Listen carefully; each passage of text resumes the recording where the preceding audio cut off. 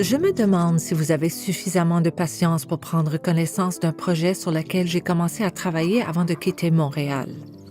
Je souhaite démarrer un club canadien de femmes, exactement au même titre que les clubs canadiens pour hommes qui existent maintenant dans toutes les grandes villes du Canada. Il me semble tout à fait déplorable que nous, Canadiennes, n'ayons aucune connaissance des affaires immédiates et directes de notre propre pays, de la mère patrie ou de nos voisins, les États-Unis.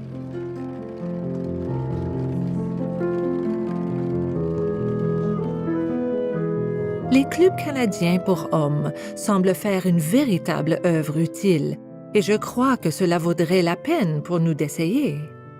À Montréal, nous, les femmes, n'avons jamais la chance d'entendre les discours prononcés, puisque toutes les portes nous sont fermées quand les hommes distingués viennent faire une allocution. Cela se passe toujours à des banquets ou dans des clubs où nous ne sommes pas admises.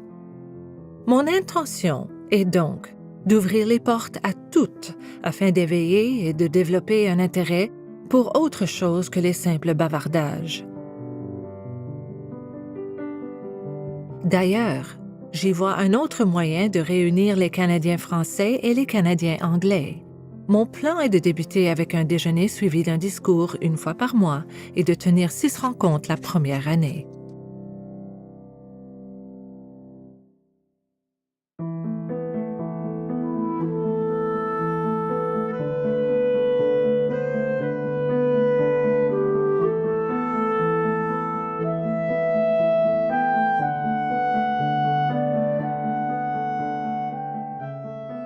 Souvent, on a dit que ce sont les femmes qui caractérisent le siècle dans lequel elles vivent.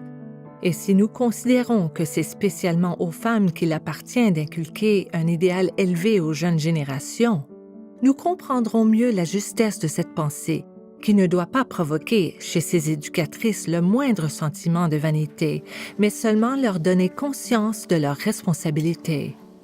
Notre dévouement à notre pays ne serait plus alors un mot vide de sens, mais une réalité palpable qui nous rendrait capables de nous sacrifier pour le bien de la communauté, son bonheur et sa prospérité.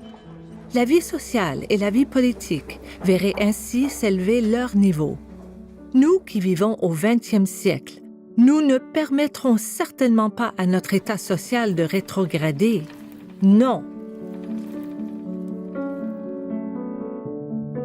Sans doute nous pouvons espérer récolter dès maintenant, mais nous vivrons heureux dans la certitude que les générations futures récolteront ce que nous avons semé.